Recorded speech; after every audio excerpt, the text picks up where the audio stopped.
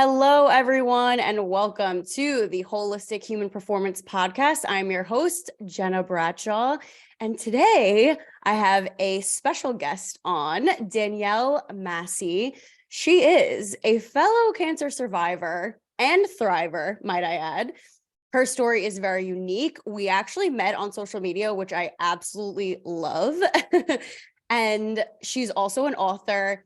She's an accomplished entrepreneur. And without further ado, please welcome Danielle. Hi, I like that you added in thriver. Yes, always thriving. Always thriving. I feel like that's such an important thing because I feel like when I bring up cancer to people, the conversation gets really down and depressing. And I'm like, we really don't need to do that. It's been almost 5 years. Yeah. We're good. I'm good. And I feel like life is better now than it was before.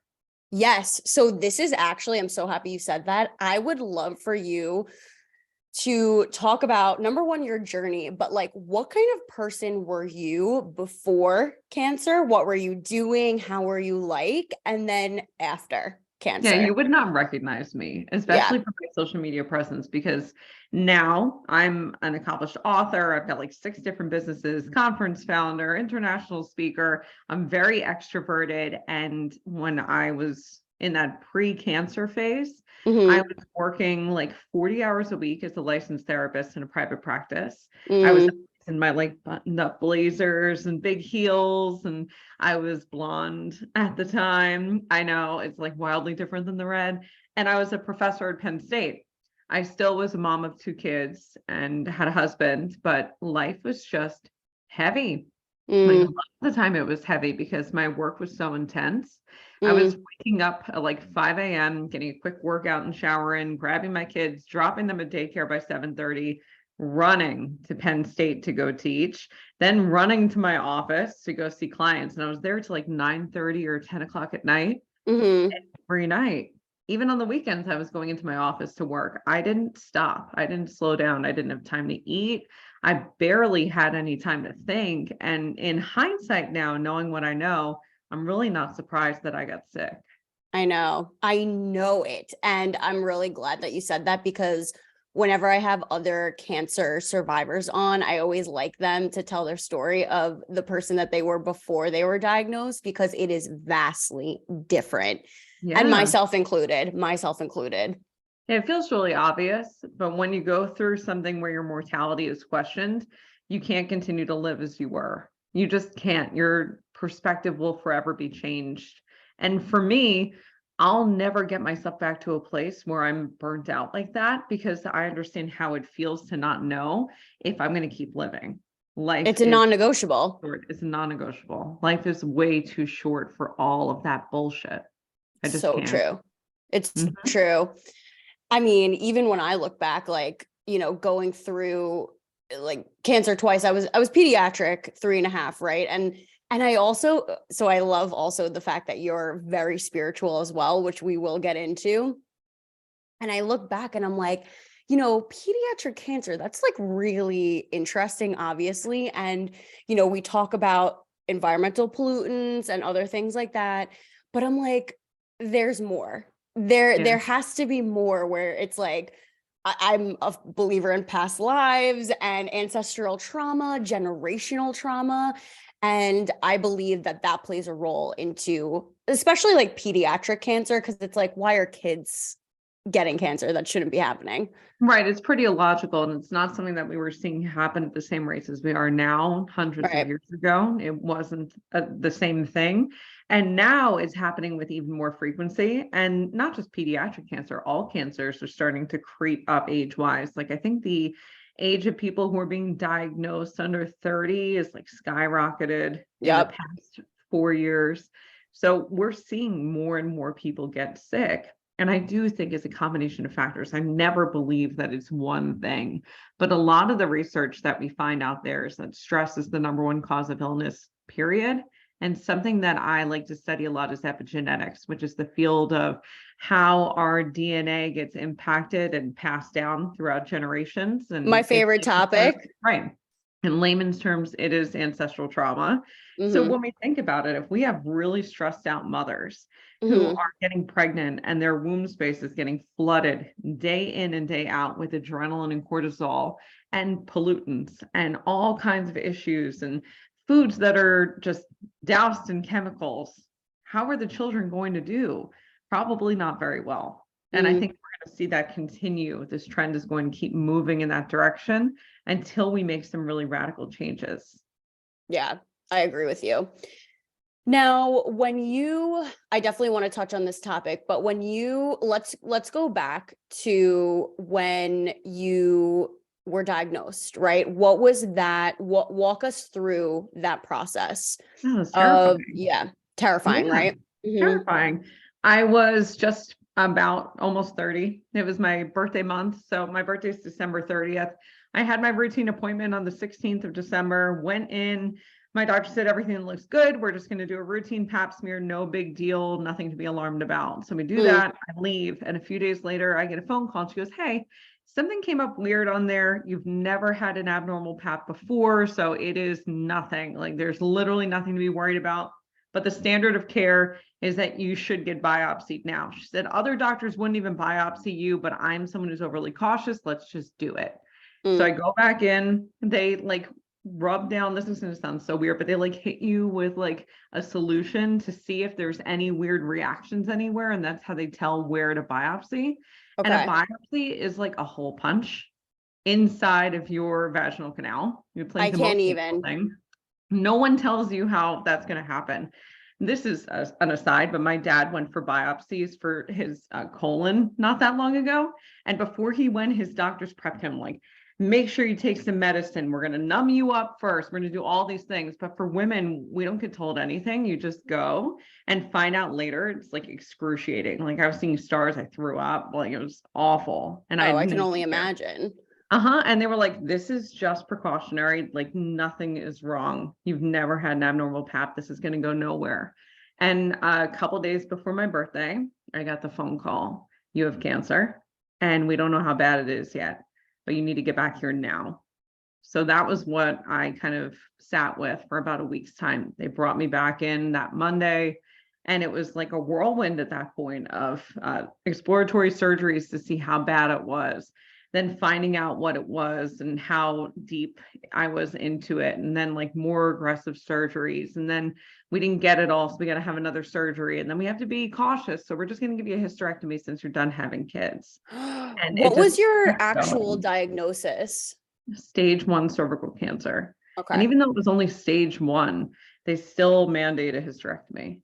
Oh my gosh, they Mhm. mandate that? I get second opinions, I got third opinions. Everybody said there's no way you're not getting a hysterectomy. Mhm. Whoa. So it was either no treatment or hysterectomy. And I didn't want to ever get cancer again. So I went with it. But I think me now and what I know about my spiritual journey and kind of where I'm at, I probably wouldn't have gotten it. And I that's was going some, to ask you that well, question. yeah, I probably wouldn't have. I think I think that I have a very different relationship with my body and with the medical system now than I Mm. did when I was 30 years old.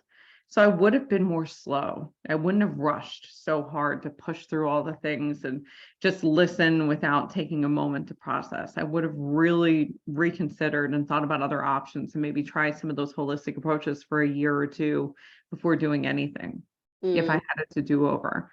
But I do believe everything happens for a reason. So I'm here now, Yeah, and that's all that matters, and you're literally thriving. So literally thriving. Life is better than I ever could have imagined, which is wild considering the story I just shared. yeah. And now, okay, so you go through the process, you go through the surgery, and then what were the steps after that?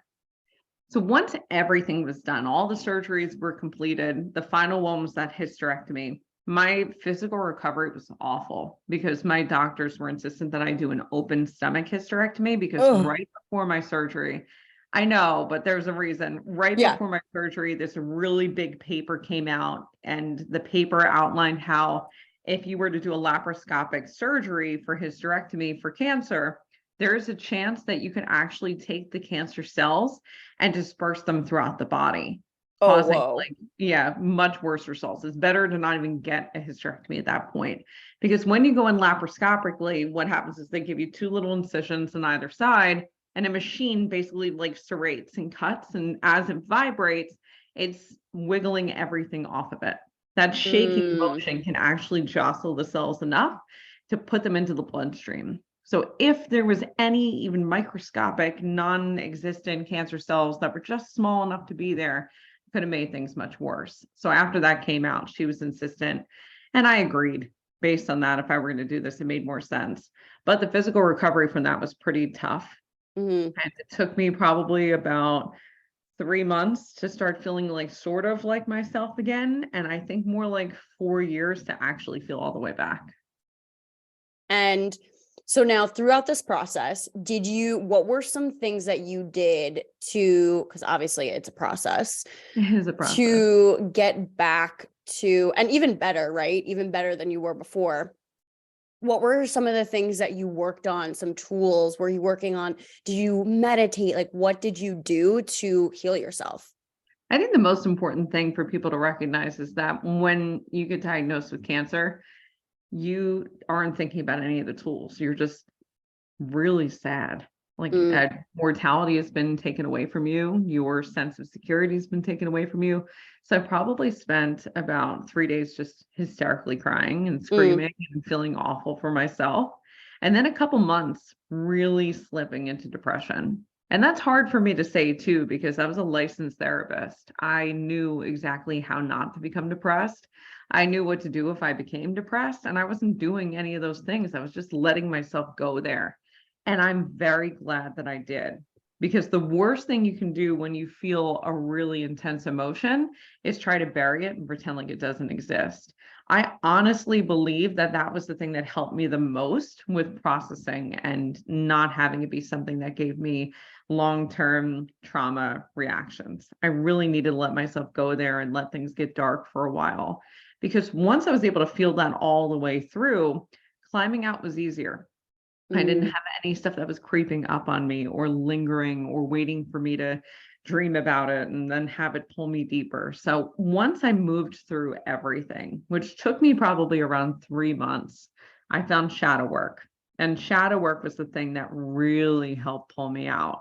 And shadow work, by definition, is the process of going into the unconscious mind to pull up anything that's been repressed and to heal from it fully. And the reason why I went with shadow work is because when I was finally coming out, I started researching all my old neuroscience work, and I used to work in a lab, so I had access to all these research articles. I was reading about cancer and its origins, and stress is the #1 cause, kept coming up and kept coming up and kept coming up. I couldn't ignore it. And the only modality I had not tried before was shadow work. I taught about it. I taught about it at Penn State. I tried everything else, and I thought, what the heck, I'm just going to do it and we'll see if it works. And it was a game changer. When I do shadow work, I meditate to the point that I can access those memories. And when I first started doing it, I had a licensed therapist who lived in the UK who specialized in shadow work doing these sessions with me. So she would bring me to that point that I could access the memories. And when I could, we would actually revisit them, but alter how I was holding them in my body. So changing the way that I was breathing, changing that autonomic nervous system response, changing the emotions that were tied to it, until I came out and felt all better every single time. I did that for a while. I kind of sat with shadow work for like a year or so. It's addictive, honestly. Like it's like going to the gym. Like you never want to go, but then you feel amazing afterwards, and you kind of get addicted to that endorphin high. And that was me. I was so addicted to that endorphin high of how I felt after this stuff was moved. And I really attribute that to my being better now, feeling better, having so much peace within my body, and being confident that I'm going to be okay. I completely can resonate with all of these things that you're saying. And it's interesting because shadow work, I feel like, gets a bad rep where people get like so scared of it. And they're like, no, like I can't open Pandora's box. I know. And it's hard. It's hard. It's uncomfortable. It's painful sometimes. But when the body keeps the score, and when really you want, I was with Bessel van der Kolk this weekend. Oh my God, he's a legend. He is. He's pretty cool. That's a story for another time. But the reason I was giggling when you said this in the first place is because every single podcast I do, and I think I've done like 350 podcasts at this point, every podcast without fail, someone says, "Ooh, shadow works." People think it sounds scary. And every time I'm like, yes, but it's so good. And last night, this is another funny story too.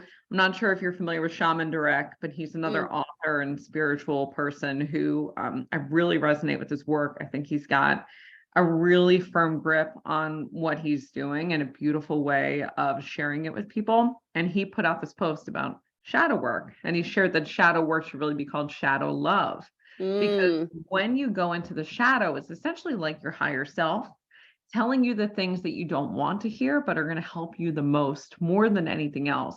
And he was so right. I had 20 people send me that reel that he made, like from left and right. Everyone's like, you need to see this. You need to see this. But it was even funnier still because last week, Shaman Direct messaged me, slid into my DMs and said that he loves my book. So that was the coolest moment ever. Oh my gosh, Seriously. that is incredible. I started to sweat. I was like, whoo. That you have done some really good work when people that you like, mentors or people that you have looked up to, are hitting you up being like, your work's amazing. And you're just like, cool. Yeah. I've had Gabby Bernstein start following me on TikTok, and shut up. Yeah, that's a thing. And the other day I saw Alanis Morissette at the same conference that I saw Bessel van der Kolk at, and she wanted a copy of my book. So it's like things are happening and it's moving. And I really do credit cancer to this life that I have, because if I didn't go through that, I'd still be that burnt out therapist. It never would have gotten to this point because my blinders were on. I could not see what I was doing to myself. I wouldn't. I was too busy. So I heard this really cool information, I guess you could say, from a podcast. And so she is considered a high priestess of Avalon, and she does a lot of work there. I'm blanking on her name right now, but she went through breast cancer, and she made this statement where in shamanism, they believe that going through a near-death experience is actually a spiritual initiation. Yeah, it's a portal. Yep. And I never thought about it that way until I heard that, and I'm like, holy shit. It's a rite of passage for shamans. Yeah, that's exactly how it goes. In the shamanic tradition, you have to experience some type of near-death experience, because that's when your channel really opens up. Because when you become that bridge between this life and the afterlife, by being kind of straddled between the two spheres, your spiritual gifts explode. Oh, this is like the coolest thing ever. I'm so glad that we met. And the best part is on social media. I love it. I've met so many amazing people on social media. It's unbelievable. Yeah. I think I was one of those people at the beginning in my pre-cancer life that really looked down on social media. I thought that I was definitely brainwashed a bit by some of the work that I was doing. I studied neuroscience and psychology in college. I went on to get my degree as a master in family therapy and couples therapy, and specialized in trauma. And I saw how many people were really impacted by time spent behind a screen, all the trauma that they experienced, the social disconnect, the relationships being severed. And so I hated it. I really did. I thought that it was the enemy in a lot of ways. But what I've come to find is that we'll find enemies anywhere. Like, you can turn anything into something bad. Food can be medicine or poison. The time that you spend with certain people can be really restorative or completely toxic. It just depends on how you're using it. And nothing should be all the way in or all the way out. Everything should happen in the space between. So it's the extremes that really pull us into spaces that are negative. Absolutely. Yeah, I think it's really a powerful tool if you know how to use it well and you regulate it and check in with yourself all the time about how it's making you feel. Absolutely. I love that. Words of wisdom right there. So let's talk about your book. When did you start writing? This is a funny story. I have to tell from the beginning because it's the only way that it's going to make sense. So at the beginning of the pandemic, I met someone else on the internet. Her name was Rebecca. She was an Akashic Records reader. I'd asked her to speak on my Facebook group because I was doing something at the beginning of the pandemic for people who were trapped in their houses, feeling lost, feeling stuck. So I did this like 7-day masterclass. I had 6 other people that I was able to ask, but I didn't have someone for Akashic Records. So I just kind of put it out to the universe and said, whoever needs to be the person, like let them drop into my lap. I scrolled and then I just stopped and I landed on her. So it was like, she's it, no questions asked. She did that. And then shortly after, she signed up to do my group shadow work program. And she was doing Akashic Record sessions for me. Our first Akashic Record session, she had no idea who I was really or anything about me. It was before we even did the masterclass. So she had no clue what I was all about. And I'm pretty private online. Like I put stuff out there and you see this version of me, but you do not know me from the internet. You can't because I won't allow it. Most people don't even know that I have kids. So we do this Akashic Record session. And immediately she goes, you're going to be an author and you're going to write a lot of books. And I said, bullshit. I did not get my PhD because I didn't feel like writing my doctoral thesis. Like, there's no way I'm going to do that. I'm too lazy and I don't know. And she was like, just trust me on this. Like, you're not going to believe me, but you're going to write a bunch of books. It's going to start with a journal and it's just going to explode into books. She said the journal is going to say journal on the front and it's going to be the catalyst. So I said, fine. I went out and I bought a journal that said journal on the front. It was like really pretty and florally. And I was like, I'm just going to use this to write stuff down as thoughts come.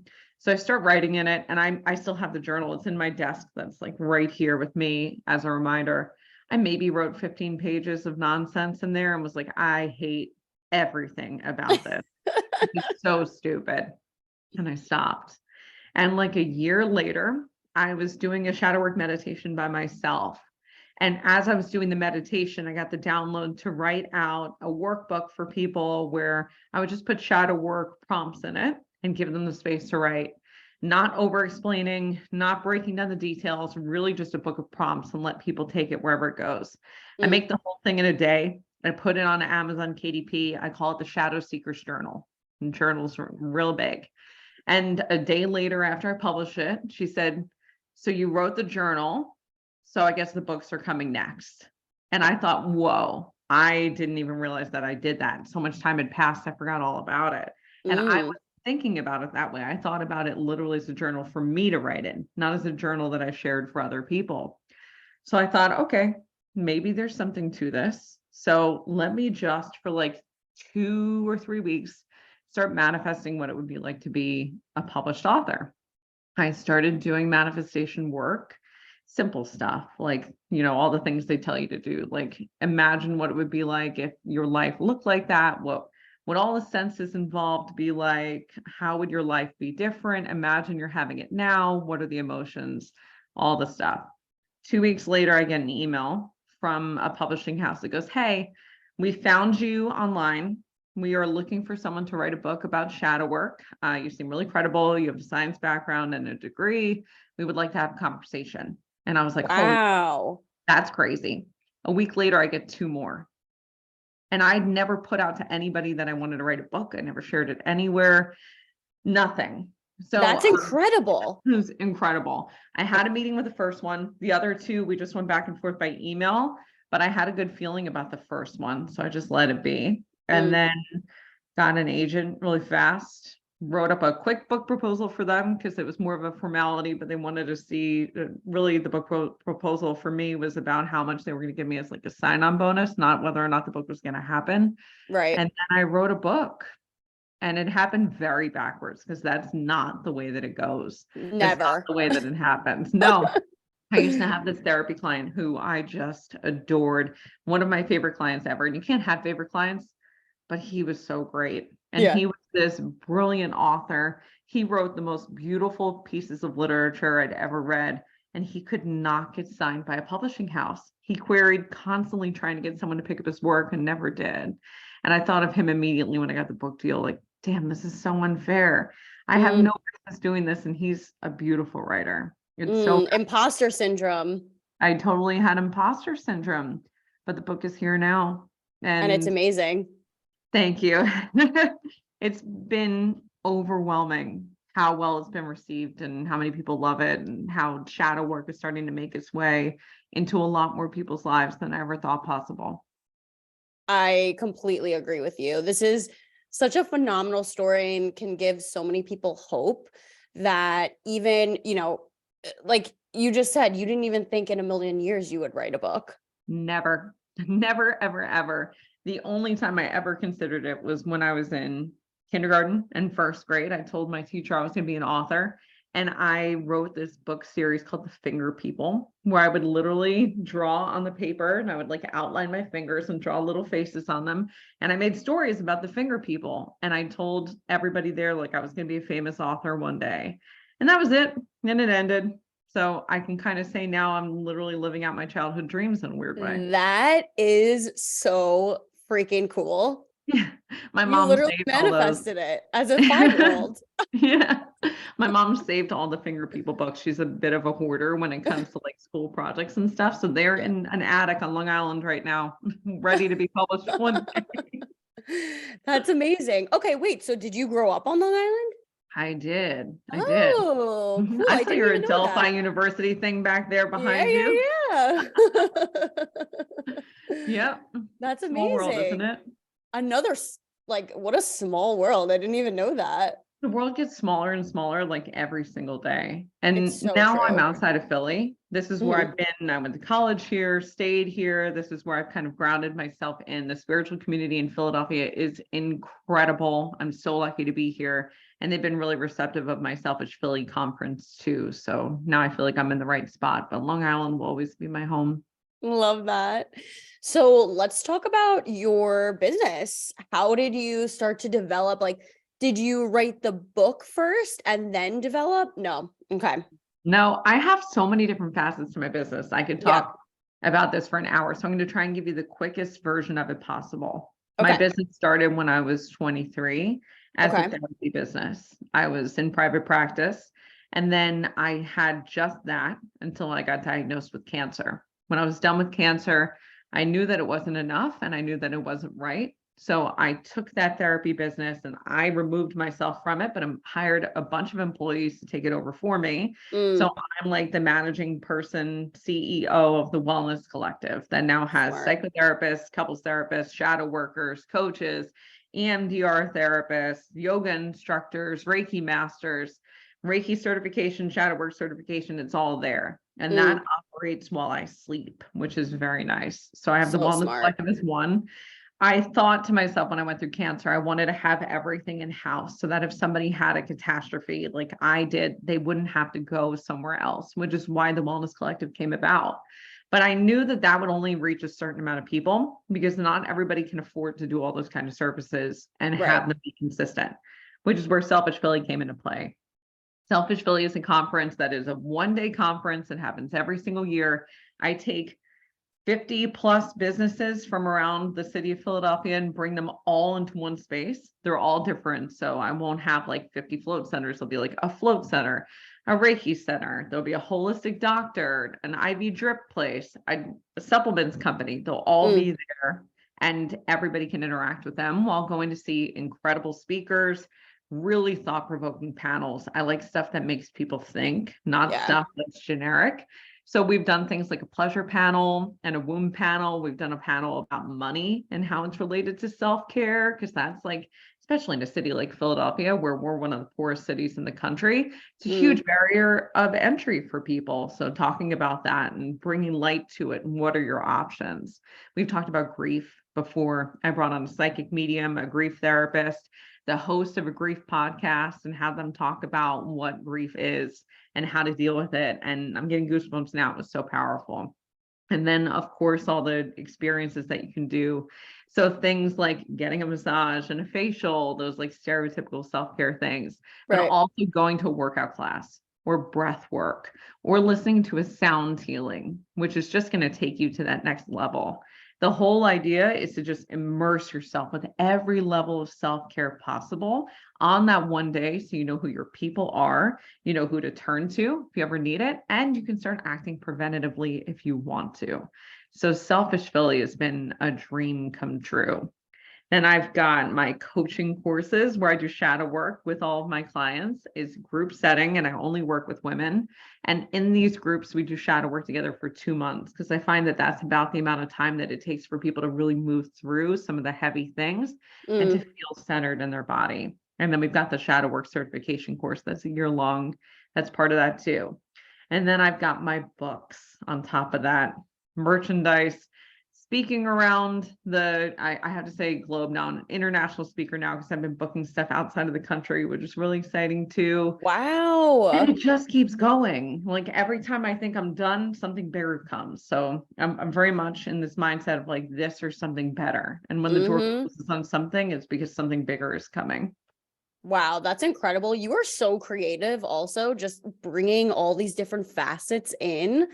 Yeah. I mean, don't know if you're in a human design at all, but I'm a manifesting generator. So this is so stereotypical for me. I'm a projector. So we're definitely different in the way our energies move. I'm the prototype manifesting generator. It makes so much sense. But I also do have to balance that with rest. Like today I took a bath and I didn't start working until about 10:30 a.m. Old me never You would and have me done that. both. I can do all the things if I That let is myself. so cool. Yeah. That's interesting that you say that too, because I was gonna ask, like, how do you balance all of these things? I'm assuming you have help. Oh no, it's just all me by myself. No, I have incredible women around me, and I really do tend to work just with women because I feel like, first off, women need the space to be able to be creative and to take on leadership roles and move into that space. Women are amazing multitaskers and they're creative thinkers. And when they're in flow, watch out. Like it's always going to be good. So I Hell surround yes. myself. Yeah, I surround myself with women that I trust who can run things. And the way the manifesting generators move is that you're supposed to have the idea, bring it to life, make sure it's running well, and then you hand it off. And so that's what I tend to do. The second that I have it at a point where it's able to be handed off, I do. And I let it run. So that way I can look to the next big thing. That is really amazing. And I find that a lot of people who are entrepreneurs, which by the way is a spiritual journey, they don't do that. Yeah. And we hold on very tightly to, not everybody, but they hold on very tightly and they're like, oh, I created this. And, it's very important to hand it off and just let things flow. You get the foundation set up and then it's like, okay, on to bigger and better things. I think financial stuff tends to scare people too, because the idea of hiring people to come in is terrifying. Yeah. And if you don't think they're going to do it up to your standard and your levels, then it's really scary to do it, which is where shadow work is so magical. Because when you do the shadow work, you realize there's nothing to be afraid about. Money is just a tool. If things go wrong with those people, you can help them find out how to make it right or find someone else who's going to take on that role. Just makes it a lot more simple when you don't have fear as the undercurrent anymore. Yeah, absolutely. Fear literally sucks the life out of your soul and it won't allow you to move forward. Yeah. I think cancer helps us on that front, right? Because when you've faced death, when you've had to look it in the eyes and see what it looks like and feels like in your body, there's not a lot left to be afraid of. Because at this point, I could be living on the street and it wouldn't be as bad as having cancer. It's so true. It just wouldn't. So I'm not afraid to make scary decisions because it's not as bad as having cancer. It never will be. It never will be. Absolutely. So you have your journal and you have your shadow work book, correct? Mm-hmm. Is there another book coming? Are you psychic? Because I can't, a little bit. I can't give details. Let's say in a hypothetical sense that there might be another book coming that is in the works right now as we speak. I'm so excited. I'm very excited to share details when I can. Yeah, absolutely. Okay, this is phenomenal. All right, so where can people find you? So I'm on every form of social media with the same username. I am Danielle Massi. And that's also my website URL. When you go on there, you'll find all my social media links, the links to my merchandise, the links to my books, the links to all my courses, the Wellness Collective, Selfish Philly, which is coming up this fall in September. going to be at the W Hotel in Philadelphia. It's going to be so Ooh. dreamy and magical. We're anticipating about 600 people attending this year.